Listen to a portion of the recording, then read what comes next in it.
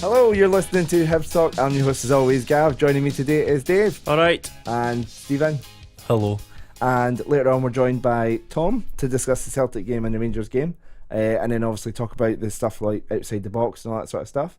And then we're joined by Dean Shiels to talk about his time at Hibs and the Fansbet Star Sixes, which is next month, the 4th, 5th and 6th of January. There's still tickets available, and Marco Hibs, I think that was the Twitter handle. He won free tickets today from Fansbet, so thank you to Fansbet for that, and thank you and congrats to the winner. So how you guys been? It's been a while since we've done a podcast. It's all my fault, I know that. As we were saying to Tom though before we started recording, you could have came and used the equipment. It was sitting here, but yeah, it's been my fault. I've been busy with exam weeks and studying for and writing essays and studying for an exam, and yeah. I know how, and a lot of them know how to turn my telly on and off. Like, I do not know how to set up all this equipment. It's far too technical. I mean, look at your screen now. It's like loads of wee bars in that. Like, what is that? That's our voices. No, not a chance. And to be honest with you, see, because we were going through a bad patch, I wasn't that bothered. Yeah, and so what I mean, I've just been up to that, and I've been getting very drunk afterwards to celebrate them being over. What have you guys been up to recently? I've been using my free time. Just been up. I'm not gonna lie. I've been sitting playing computer games and. Any good computer games? No, not really. Copyright reasons, I won't say. All right. Stephen, what about yourself? I don't want to look like I'm a loser. Fortnite. Oh, Fortnite, right. Okay. So, Stephen, you were away at the weekend? I went on the annual trip away with the lads, so it was good. Woke up at 8 o'clock in the morning went to bed at 8 o'clock in the morning on the Sunday. Mm-hmm. Then I was back up at 11:30 to get ready to go to the pub to watch a Hibs game. And is that the reason? Is that I've been a weekend of drinking and that's the reason your voice is a bit? Well, that and the bad weather and the hot tub, like, it all sort of added up. But I had the flu for last week, so. Right, so we're going to get on with the rest of the pod. First up, Tom, and then followed up by Dean Shiels. So joining us to look back at the Celtic game and then look ahead to the Rangers game is Tom Zanelli. How you doing, Tom? Not bad. Good evening, lads. How you doing? Yeah, good. Very good, mate. Oh, Cheers. yeah, Thank you for taking the time to come on. I know. Thanks for having me on. It's an honour. So, starting with the Celtic game then, Tom, did you manage to see the game? I've seen the highlights and I've listened to it, but what a result, eh? How much do we need those back-to-back wins after a slippery slope down the table? So it was must win games, and we've got the points, and that's all that matters. Yeah, I mean, I put out a tweet the night before on my personal Twitter saying, you know, if we win, we're still 8th. I know. It's not like a what's the point one, but yeah, I mean, the grand scheme of things, obviously that's a massive 3 points, and you know you can start to see, right, well, if we can beat Rangers, we're back in the top 6, and then from there we can go on. So yeah, massive 3 points. So we lined up. We were a bit unsure when we seen the lineup what it would be, because obviously we've been playing the back five a lot, and we've sort of seen the team and we're thinking, what is Whittaker going to be playing right side of a back three, or is it going to be right back? Or so it turns out it was a diamond formation. Did you feel that was the right one to go with, Dave? Because I thought Malin, obviously playing the deeper role, it did work obviously really well, and that was his best game since he joined Hibs. Even though he didn't score like one of his worldies, that was still the best performance in 90 minutes. Yeah, and he showed that he's just a lot more than a long shot merchant. Because we spoke a few weeks ago about I was myself and Craig spoke about should he maybe be played as a number 10 rather than, you know, a number 6 or number 8 or what he's been playing, but he actually went deeper and played a number 4, and like you say, probably one of his best performances. Stephen, what was your thoughts on Malin? It was, I think, like Dave says, it's one of his most sort of consistent games. I think the way he was playing at the start of the season, it was all when's he got to get a free kick, because that's what we were relying on at the time. Fair enough, he was scoring free kicks nearly every week, but you can't obviously expect that for a full season. So it's good to see him getting in about the ball, and obviously as used to know, like I've been going to a lot of the Scotland under-21s games and watching them, and they sort of play him like bang in the middle of the park, and he doesn't get as much of the ball, so he becomes ineffective. But when you're sitting as like a holding midfielder at Hibs, especially this season, without McGinn and McGeoch and the creative players around him, there's a lot more responsibility, and it's good to see him getting on the ball and spraying the passes and stuff. So yeah, brilliant. I definitely suited that deep lying playmaker role, like Dave said. So, Tom, when you saw the lineup, what was your thoughts with Shaw retaining his place ahead of McLaren, who obviously, McLaren and Canberra had such a partnership last season? No, I love Ollie Shaw. I think he's a good guy off the pitch. It's important, and I think he needs a more of a chance. I've seen a few fans knock him recently, and I'm sure it raised a few eyebrows when he was back in the team. But he scores goals, doesn't he? He's a young lad and he scores goals, and I think he's an asset to have at the club. So I was happy. I thought the lineup was quite attacking. And it obviously worked.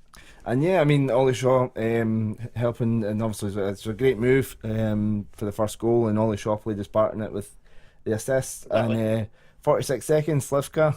What's everybody's thoughts on the move? I think it was Whittaker's touch. Whittaker's touch in the fourth pass, unreal. Yeah. I've never seen him play that part. Dave? And it was a brilliant goal. See, for the angle we were sitting at, for obviously, I thought he took too long. I thought he should have hit it first time, right foot. But then see when you actually watch it back for the angle, the TV angle, I don't really know if he could have got it away first time. The right foot, probably the right thing to cut back, and just showed why he's a football player and I'm no, like composure. Tucked it away nicely. And couldn't believe it. And Tom, when you're listening to the game, what's your thoughts? You thought, oh, brilliant, or are you thinking, oh crap, we've got another 89 minutes against Celtic? No, I don't know. If I'm being honest, probably the latter. I thought, oh no, but no, it was. I think it obviously helped us getting the early goal, and we obviously cracked on from there. You look at the match stats; they had more shots that you probably expect Celtic to have, but they didn't have that many chances where you thought they're going to score, did they? So yeah, and they're pulling at the stats. Their XG was a lot lower than ours. Yeah, they had a few more shots. There's a few more chances. Their chances didn't actually. It wasn't since he's scared by their chances. They didn't. Not when I've seen the highlights. They didn't look like they'd created that much. Not that you'd expect Celtic side to create. So I mean, obviously you've been with us quite a while, Tom, and obviously you know a lot of the players that have come in and out of Hibs. Who would be your first choice goalkeeper, Marciano or Bogdan? Bogdan. Oh no. Definitely now. Yeah.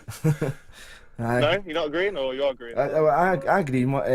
I'd probably say I don't know. I have to say it's a tough one. I mean, Marciano didn't do anything wrong to get dropped, and Bogdan didn't do anything to get dropped. Both of them just got injured, so it's a tough one. I'm glad we're in a situation where we've got two really good goalkeepers. When has that ever happened? In the whole time we've been alive? Oh, we had Alistair Brown and. When has that ever happened? When has that happened? Yeah, that's a great position to be in. I think they're both fantastic goalkeepers. I wouldn't say one or the other. I think there's just a slight bias towards Bogdan because he's a fellow ginger. I think that's the only thing. Hibs played a really high pressing game, and it was really effective against, I'd have to say, quite an unsure back three. Celtic, Hendry, Azure, and the other one. Didn't look very comfortable in the ball, and I think pressing them high worked very well. And also as Agiri and Sinclair, who both had really poor games. So what was your thoughts on Hibs' high press? I thought it worked really well, but I did say, I turned around and say to you one point, there was a couple of times where I was like, if they don't keep this up, then it's going to be a problem, because there was a couple of, like, maybe I'm being a wee bit critical, but like half-arsed attempts to press it, and then Celtic played round us and then got up the park, and I was like, if we don't keep at it like 100% intensity, then that's how they create chances, because that's why they play for the back. They pull you out, they want to stretch the park. But obviously we've done it fantastically, and how we managed to keep it up for the whole game. It was great. It was brilliant. And Slivka had been playing really well. I think he was one of the people who was pressing well and was making sure that he was winning the 50-50 balls. Really, it was a good performance. Unfortunately, didn't make it out for the second half after the challenge from Scott Brown. So quickly going round everybody, what's your thoughts? Dave, starting with you, red or yellow card? Red. Stephen? You can. It's a yellow for me. It's a yellow. Tom, what was your thoughts? Yeah, it's a yellow. Scott Brown is always a bit of a legend. Hopefully he comes back soon instead of going to Australia. So we'll give him a yellow. Oh, I think that's biased. And I'm going to go for a red. I thought it was a red card. I thought it was quite dangerous. That's 2 each then. Aye, 2 each. So I'm sure there's it's nice just to not be outvoted across the board. I know, because we were in the big group chat and you were the only one that said yellow. Yep. There's like 7 or 8 people in that. So, like I said, Slivgod had a good first half, but he was replaced by Mackie. Stephen, you were raving about his performance, so I'll let you take the lead on that. What was your thoughts on Mackie's performance? The thing was, he was at Hibs as a youth. He was released, and then he started with Wraith. He was getting games, and he was playing really well.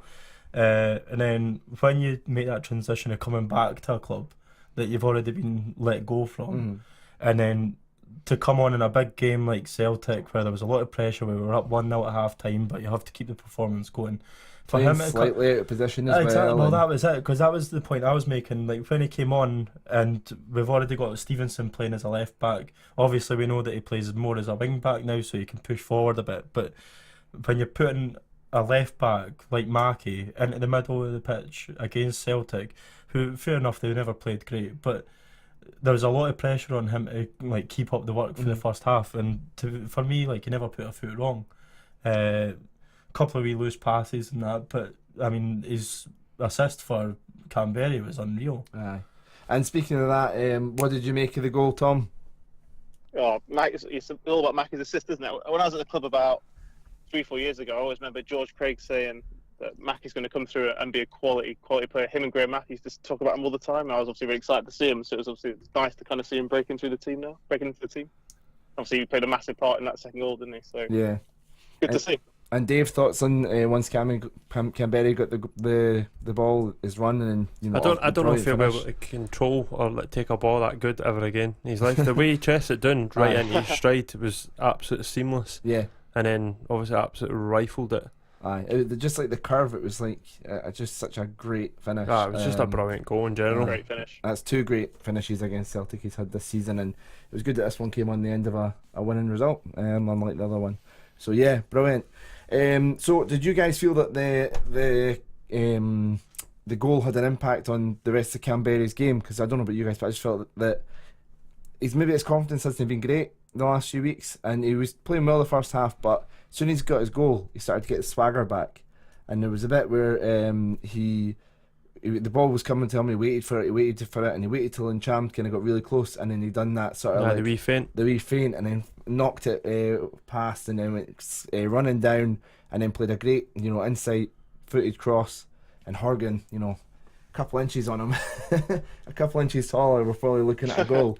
But yeah, so I mean, do you feel that he got his swagger back after that? Well, I mean, at the start of the season, and this is one that could go up for debate as well, is the fact that when a manager, and it's never been done at Hibs in my opinion, well, not for as long as I've known, I've supported Hibs, but when a manager comes out and slates a player, it goes one of two ways, like especially publicly, because I had a massive rant at the start of the season when Lennon come out and slated Ambrose for his performance, and ever since then, Ambrose has been by far the best centre half in the Premier League for me this season.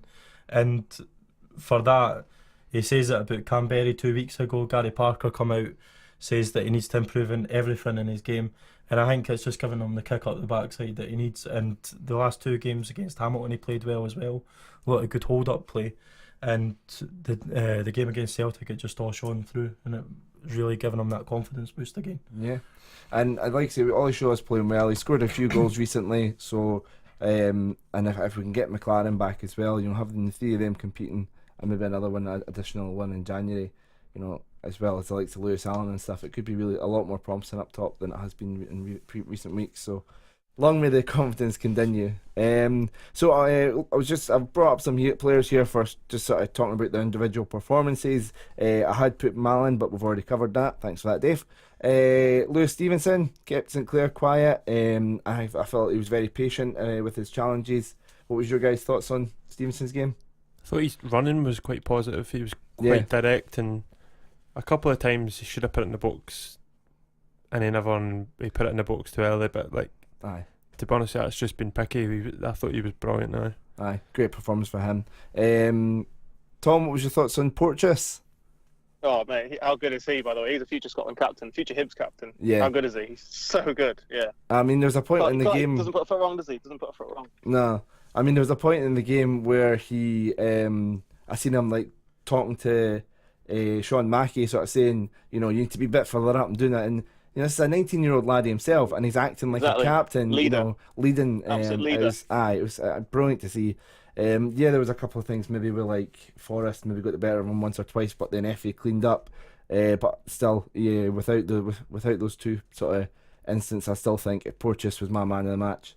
Yeah, he's the real deal. He is, yeah. I'm really excited about just watching his progression and I just love watching him. It's defenders. You get defenders that come along and you're like, yeah, they're good at their job. He's a defender that you love watching. He makes defending look great. Some of his tackles are as good as some of the goals we score. Some of his tactics is in like an absolute wrecking ball. Like he's like, you're coming with me, pal. That's what he's like every tackle. But he gets the ball first, innit? So it's brilliant. So yeah, the match sponsors, man of the match. I mean, Stephen, you've already mentioned them, but Effie Ambrose. It's just a revelation now. Like when last season, he's just strolling games. He's kind of got rid of the errors, and he's kind of in that Rolls Royce mode. That's what I was saying. I mean, it's like at the start of the season, I think he was picked up on a couple of like wee stupid errors that somebody his talent and obviously his caliber, because obviously he's been a Nigeria international for years. Had a fantastic run when he was with Celtic, and then comes to a club like Hibs, who, to be honest, I think it was more when he first came to us, it was a case of him knowing his talent compared to the rest of the players. Obviously it was a lot of rebuilding after McGinn and McGeoch and that left, so I think it was more just a case of that all falling into place, and it's all just coming together for him now, and he's fantastic, like, absolutely brilliant. Good stuff. And the only other person I had here sorry, it's alright. Would you say that was Horgan's best performance in a Hibs jersey? He kind of harried away, didn't he? Like without doing anything spectacular, he was just kind of busy all the time. And he was always on Scott Brown, yep. So it kind of helped nullify the Scott Brown things that way. That was really good as well. I just wanted to also mention that obviously we've got a lot of injuries just now, a lot of players out, and Neil Lennon trusted in the youngsters.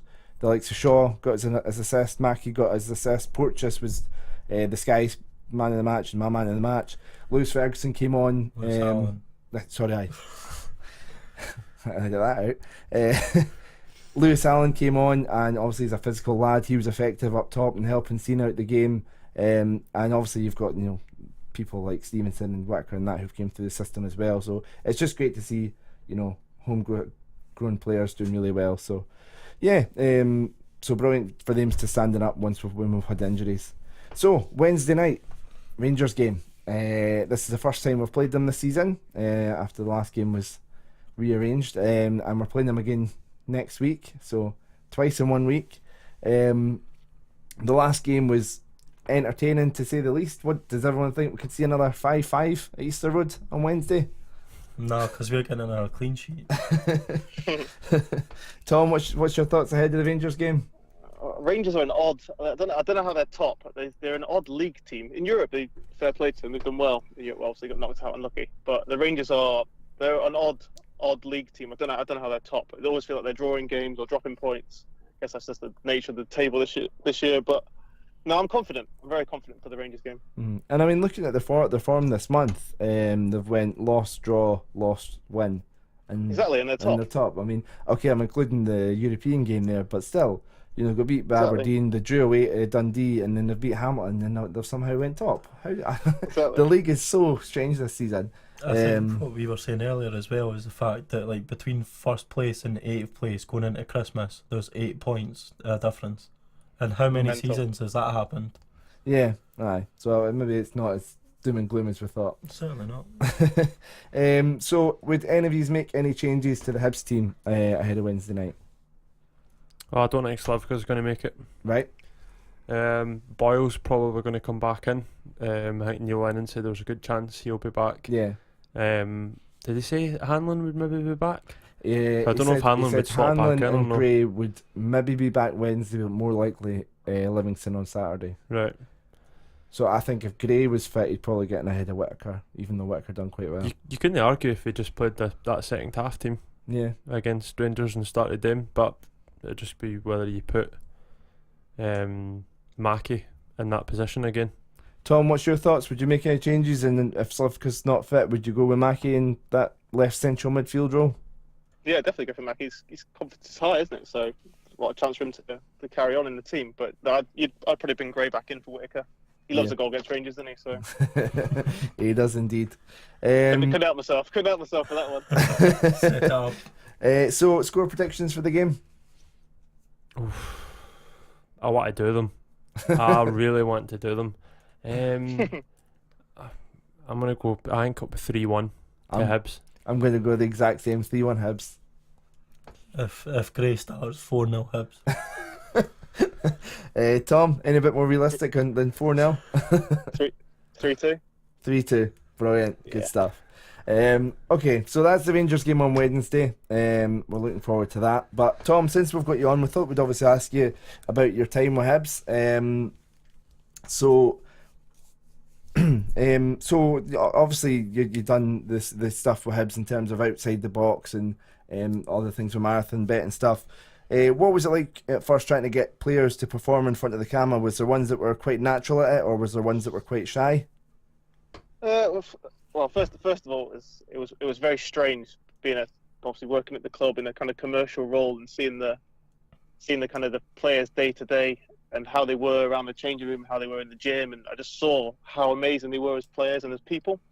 I saw that they were super funny, and I thought the fans aren't seeing this. I thought the club aren't doing anything that's kind of showcasing the players in the kind of interviews or anything like that. So, yeah, I put the idea to Greg Miller, who was the commercial manager at the time, and he said make a pilot of Outside the Box, and obviously rest is history from there. And obviously, I think the players, when I first kind of put the idea to them, were a bit like, nah, I think the fans are going to hate it, or I think we're going through kind of a difficult stage in the season. And no, I think the first one I did was with Liam Fontaine. We did the Fontaine Knowledge, and he was a bit like, oh, I don't know, I'm not sure. And then after that, the players loved it. Like after the first episode went out, players were coming to me saying, can I be on the next episode? Or they were watching when we were filming the next piece, and obviously that was amazing. But yeah, some players were kind of loved the camera. Cummins loved it. McGinn loved it. Boyle loved watching it and trying to get involved when he could. Malonga loved it, even though it was quite quiet at times, but he did love it. David Gray hated being in front of the camera. I think one of the best it segments was Keaton's, McGinn and Jason Cummins doing the commentary for the Scottish Cup final. Scottish Cup piece, that's that was absolutely brilliant. And the way Cummins kept on talking about how good the ball was from Cummins, and that was brilliant. Yeah, that was an idea we took from Arsenal. Actually, they did a thing called Unclassic Commentary, and so it was a similar idea, but obviously doing it after the Scottish Cup win is just just to have that piece of content after win the Scottish Cup is, and obviously the set falling over is just obviously that Stokes cardboard cutout falling over. It's amazing. It was just the best thing. The amount of stuff that's not in that actually in the edit is unreal. McGinn actually sent me a message on Twitter telling me to take some stuff out. Obviously I can't repeat it, but some of the stuff that was said between the lads was just amazing. It was so funny. It's amazing. Just on again, it was great to see him back and speaking so nicely Hibs at the Celtic game. Just he's a legend. It was brilliant to hear him say that he misses Hibs massively. So anyway, Dave, on you go. Alright, so you like a play with words. Obviously, when it comes to your features, you had Fontaine and Knowledge, you had Danny Swansong. Was it right you had one that what's Danny handling? Yeah, no, what's Danny handling? Aye, yeah, you had that as well. Handling? Yeah, classic. Good concept. That. So is there any players that are there now that you can think of, you'd be like, oh, I could make a good feature out of them, like I could play with their name? Oh, always. They're always in my head. Hindman, I'd probably add an A in, and I'd probably go for a handyman. So almost a handyman. I'd get him going around Leaf doing the odd jobs. Who doesn't want to watch that? Or obviously you got Slivka, you got Lithuanian, just him just enjoying life as a Leafer.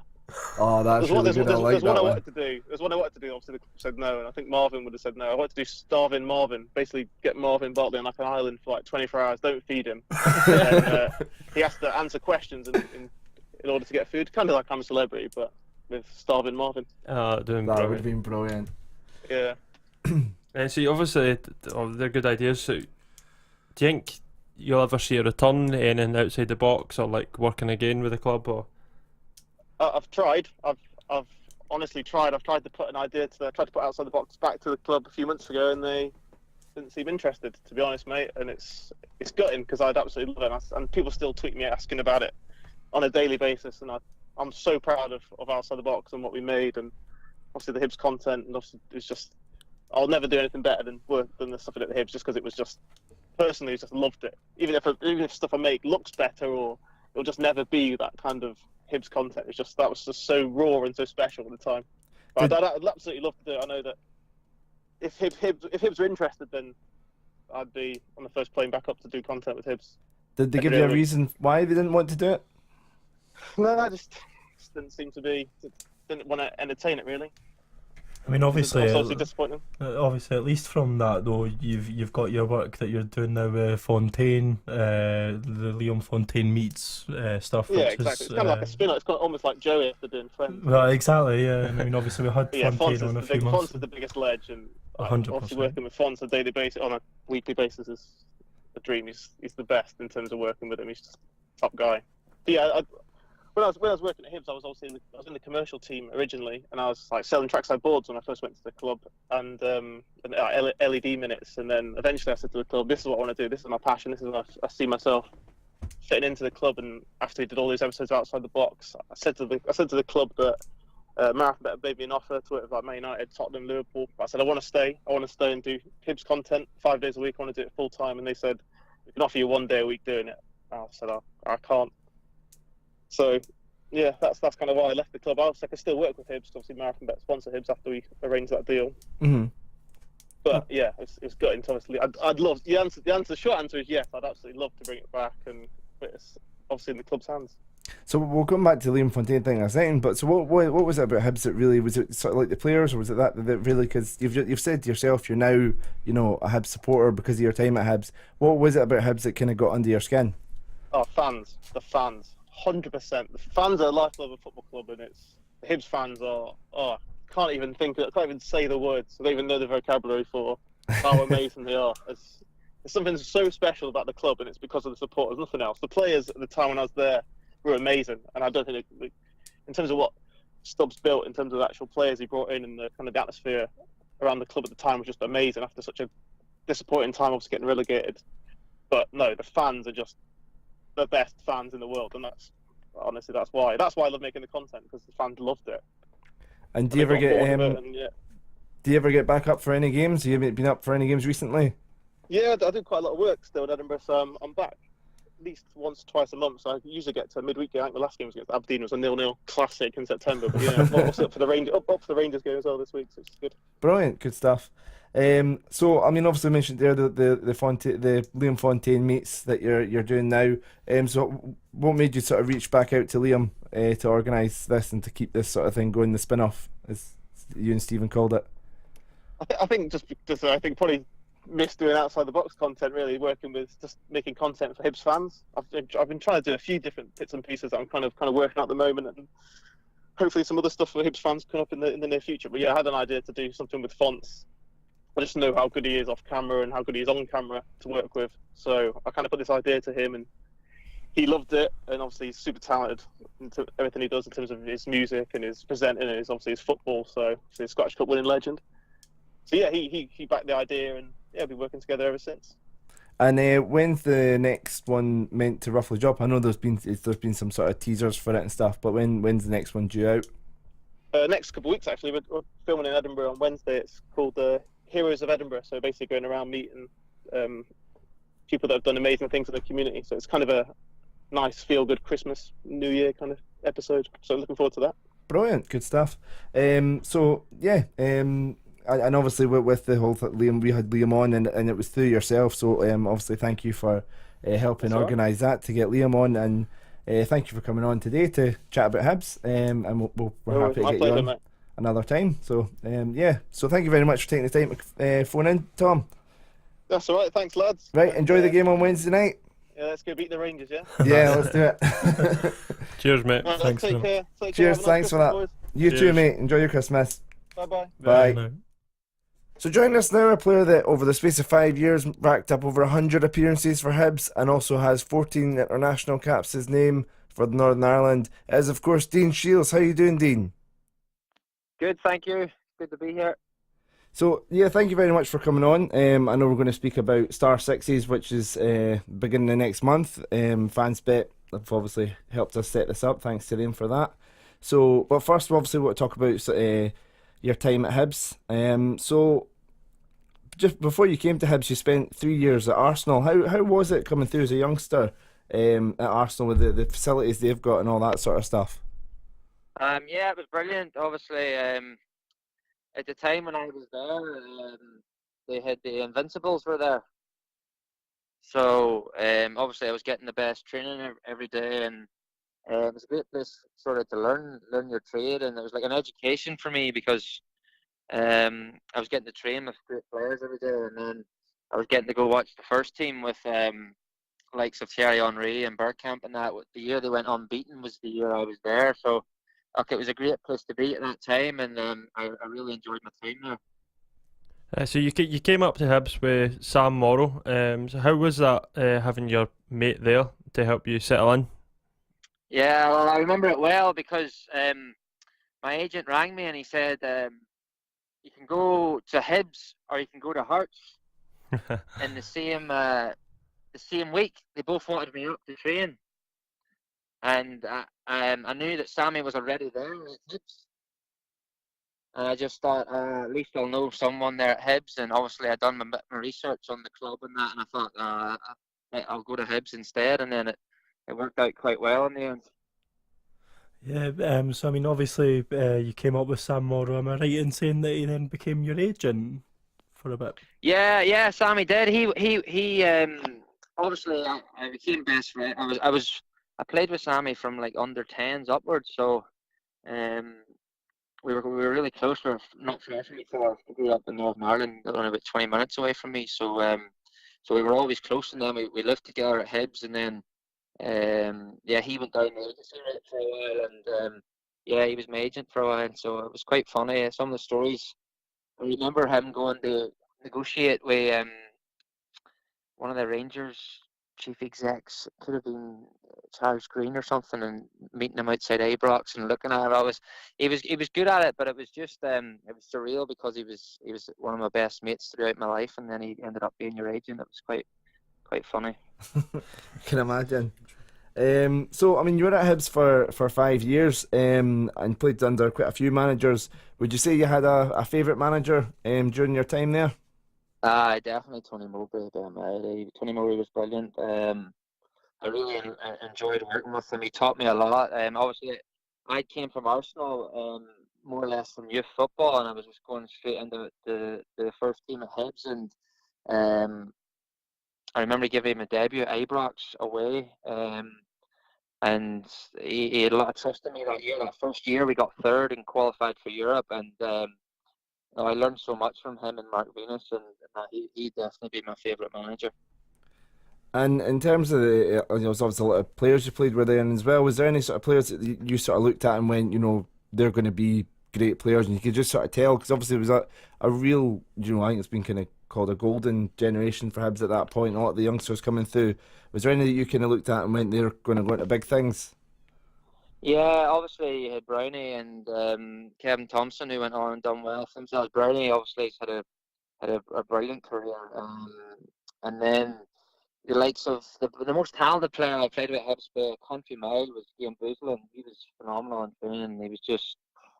He was so good. I used to look up to him so much, and try and learn off him because I was obviously quite young at the time, and Boozy was a massive influence on me when I was time at Hibs.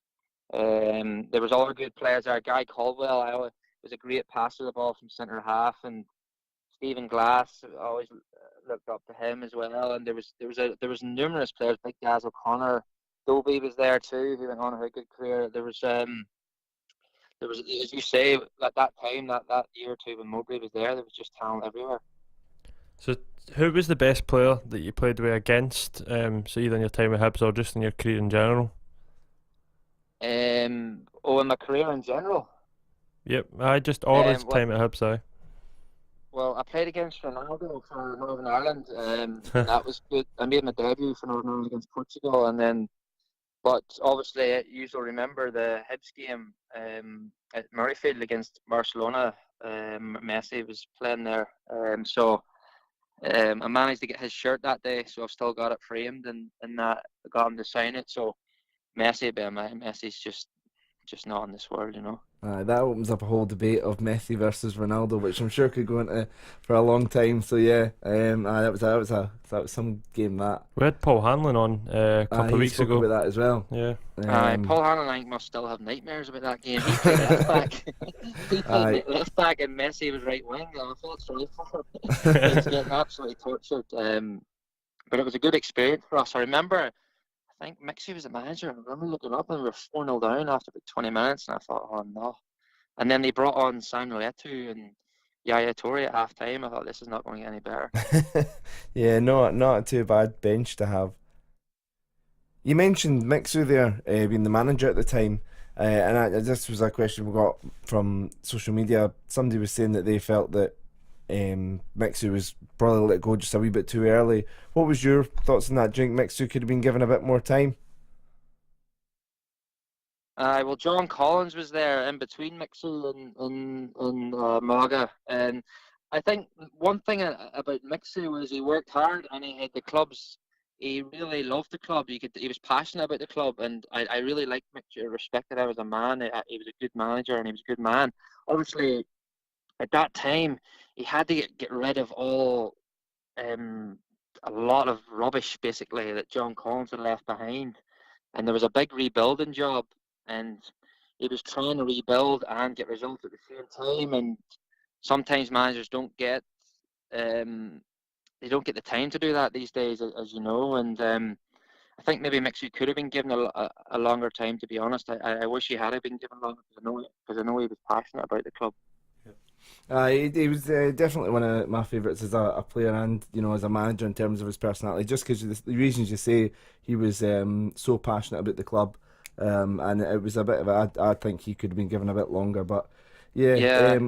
So I mean, you had a great career at Hibs and scored quite a lot of goals. Obviously, there was the hat trick against Inverness and that. Have you got a favourite goal or a best goal from your time at Hibs? Yeah, there's a few. I scored against Livingston. I beat a couple of men around the keeper. I like that one. And then there was I chipped the keeper at Dundee United away. Was another one I liked. But obviously my favourite one was the derby at Tynecastle when I think we clinched Europe that night. I remember Amadou Conte headed it off the post and it came back and I voided in. So I had good memories of that game. So probably if I had to pick one, I would go for that one, to be honest. That was a good night that night. Enjoyed that. So it was come 2009. It was you decided your time was up at Hibs and you decided to move on to Doncaster. What was it made you sort of feel that you'd achieved all you could at Hibs, and what was it that made you kind of want to go to Doncaster? Obviously, I wanted to go to England, and they were obviously established they were in the Championship, and I went down there and played for 3 or 4 years in the English Championship, which was a good, which I quite enjoyed. But at the time, it was under Mixu, and I didn't want to leave. I really left with heavy hearts. I had no respect for Rod Peter at the time, and I remember having a meeting with him, and I found it hard to leave. But at that time, as I said, Hibs were going through a rebuilding stage, and Mixu obviously needed more time, and I was getting a bit impatient, and I wanted to try and go down and experience something new in England. And it was a really tough decision for me at the time, to be honest, because obviously I was settled in it, and I really enjoyed it at Hibs, but I just felt that was probably the right time because Hibs were going through a bad spell and it wasn't really working out, and I just thought maybe it was the right time for me to move on as well, you know. So they say they never work with your family. So like, what was it like working with your dad? Because obviously you've worked with him a couple of times now. It was good. I really liked it, especially at Kelly, because we won the League Cup at Kilmarnock, and then we actually won the League Cup there in Ireland too, and with Derry City. So it was the Kilmarnock year was a really good year. Played some really, really good football, and it reminded me a wee bit of the Hibs team under Mowbray. A wee bit, we passed the ball and we played exciting attacking football. If the team scored 3, we'd try and score 4. And I think my dad knew how to get the best out of me, and I think that was probably one of my most successful years in Scotland because of the freedom he gave me to go and play, you know. And I think it worked in that way. Obviously, some cases it wouldn't work, but thankfully it worked at Kilmarnock. Yeah. Now, obviously, I mean, you were talking about your move to Rangers. Obviously, it's not nice losing a Scottish Cup final, but was it easier to take seeing a previous club, obviously Hibs with a history, and you looked into the club before you signed with us and stuff? Was it easier sort of taking the defeat, knowing that Hibs had finally broke the duck and managed to get that Scottish Cup win, especially considering there were still players at the club like Stevenson and Thompson and Hanlon, and they had basically achieved legendary status at that point after that cup win. And I was delighted for Lewis Stevenson. Obviously, it's always hard losing a final and it's bittersweet, but I wasn't happy for Lewis at the time, trust me, but after the dust settled, I was delighted for people like David Gray's a good lad as well. I know him well, and obviously for him to get the goals is massive for him. And yeah, as you say, Paul Hanlon and Lewis Stevenson, see them two fellas, they're great lads and they're great professionals and they're good on and off the park, and if anyone deserves it, them two did, you know. But obviously Tommy was obviously a good lad as well, and when I was at Hibs, he was unlucky because he could never get fit. You knew there was talent there, and then eventually when he did get fit, then he moved on quite quickly under John Collins. So, but no, I remember obviously when I first arrived at Hibs, as you're talking about the cup final, first thing everyone talked about, it seemed to be to win the cup, and a couple of bad experiences with Hibs, obviously getting beat by Hearts a couple of times in the cup, and obviously it was good for the club to finally get that off their back, you know.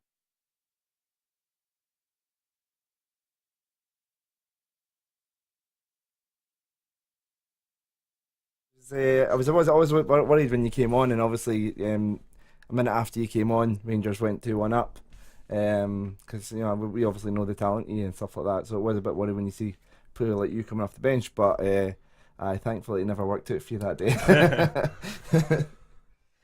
So yeah, the reason that you've came on today, fans better helped set this up, because you're playing next month in the Fans Bet Star Sixes, the 4th, 5th and 6th of January. So it's a Friday, Saturday, Sunday. How's the preparation going, and do you feel you've got an advantage against with you still playing against coming up against a lot of retired players? Well, not really. I haven't been doing much for about 6 weeks now, to be honest. I've been I'm back home here in Northern Ireland. I've just been haven't been doing much training, so I haven't played a game in a few weeks. So I'm still getting the body, trying to get it restarted again. But no, I'm looking forward to it. It's going to be good. It's going to be exciting. I think it'll be roll on, roll off subs. So I think a lot of people's going to need that in our team anyway.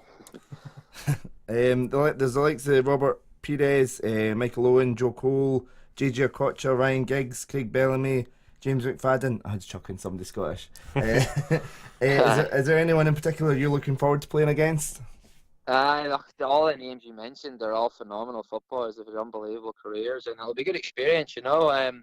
It's not something you'd be used to, obviously playing six-a-side, and it'll be a new experience, and obviously it'll be a bit of fun as well. Obviously it'll be competitive, but I'm sure our guys will look forward to that. Obviously Robert Pires, I remember obviously when I was at Arsenal, watching him, and he was a phenomenal player at the time. Before he got his injury, he was one of the best players in the world, and yeah, he's one I would look forward to playing against.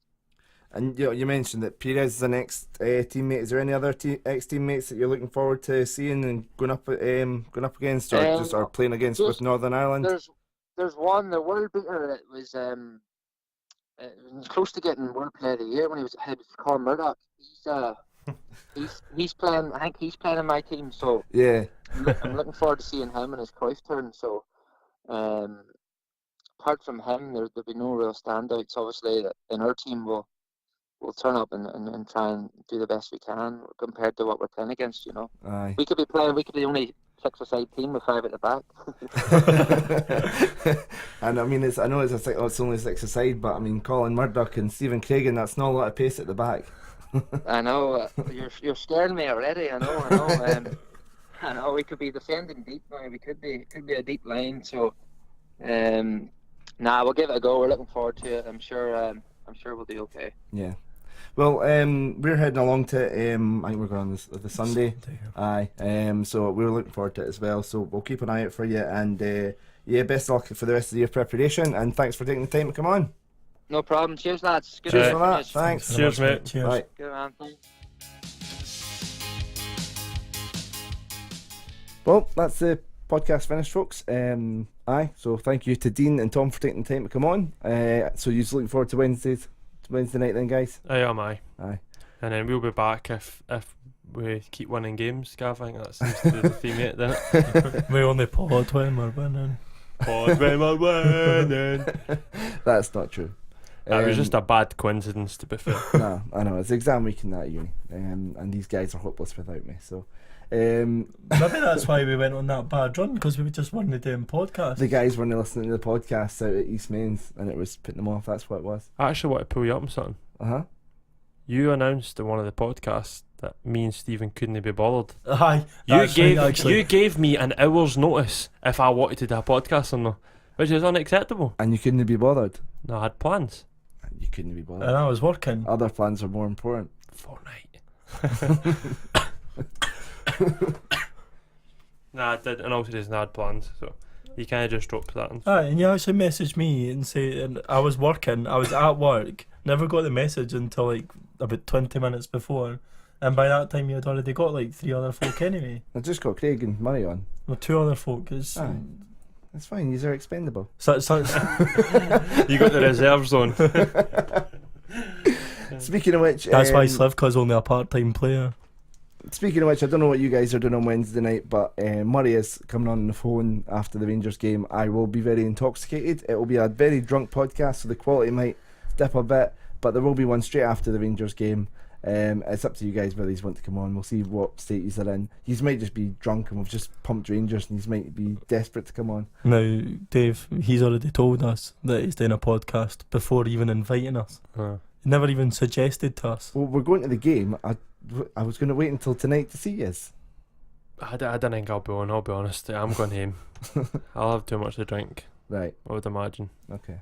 Thank you, though. Stephen, you'll around the corner. You can decide on the night, but there'll be at the very least Rangers post Rangers game, and obviously looking ahead to the Levy game. Make sure you subscribe wherever you listen to your podcast, whether that's Spotify, iTunes, whatever it is, and follow us on social media at HFC Talk, and keep an eye out for our enhanced odds from FansBet, which will probably go up tomorrow for the Rangers game. Well, thanks for coming on, guys. Right, cheers. Catch you in a bit. Cheers. Thanks for listening, folks.